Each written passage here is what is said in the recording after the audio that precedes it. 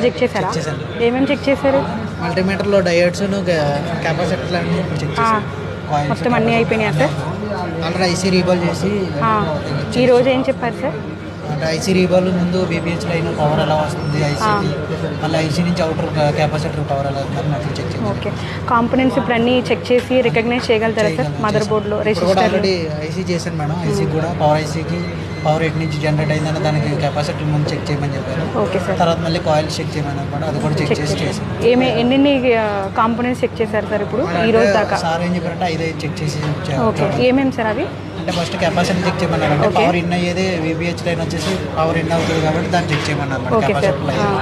తర్వాత coils check చేయమన్నారు, coils ఒక చెక్ చేసి నెక్స్ట్ అండి ఇంకా అది చేసిన తర్వాత ఇప్పుడు కనెక్టర్ వేసాను. కనెక్టర్లు వేయమన్నారు. కనెక్టర్స్ జిఆర్లో చెక్ చేశారా సార్? లేదు మేడం, కనెక్టర్కి ఏం చెక్ చేయమని ఏం చెప్పలేదు. అంటే జస్ట్ ఇప్పుడు ఇన్స్టాల్ చేయడం ఎలాగా రిమూవ్ చేయడం ఎలాగని చెప్పారు. ఓకే, చేసి రిమూవ్ చేసేసి సో